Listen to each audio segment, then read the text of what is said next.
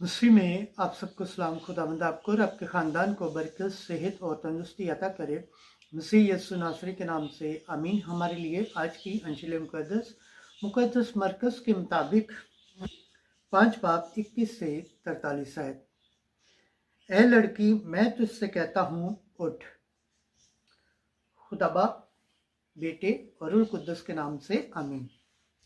उस वक्त जब यीशु कश्ती पर फिर पार आया तो बड़ा हजूम उसके पास जमा हो गया, और वो झील के किनारे था। और इबादत खाने के सरदारों में से यायर नामी एक आया और उसे देखकर उसके कदमों पर गिरा और यूं कहते हुए उसकी बहुत मिन्नत करने लगा कि मेरी छोटी बेटी मरने के करीब है, तू आ और उस पर अपने हाथ रख ताकि वो अच्छी हो जाए और जिंदा रहे। तब वो उसके साथ चला और बड़ा हजूम उसके पीछे हो लिया और लोग उस पर गिरे पड़ते थे।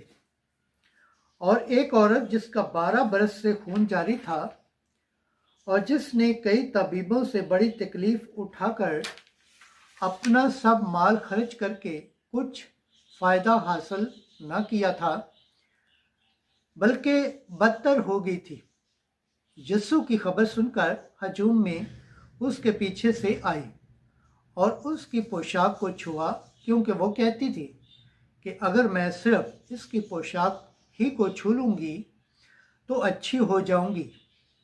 और उसी दम उसका अदारा खून बंद हो गया और उसने अपने बदन में मालूम किया कि मैंने इस तकलीफ से खुलासी पाई।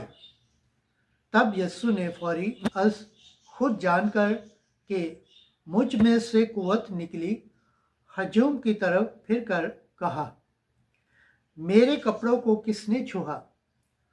उसके शागिर्दों ने उससे कहा, तू देखता है कि हजूम तुझ पर गिरा पड़ता है और तू कहता है कि मुझे किसने छुआ? तब उसने नजर दौड़ाई ताकि उसको देखे जिसने ये काम किया था।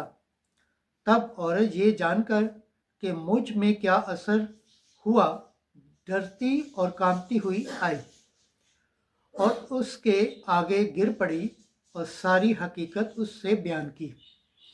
तब उसने उससे कहा, बेटी, तेरे ईमान ने तुझे खुलासी दी, सलामत चली जा और अपनी तकलीफ से बची रह।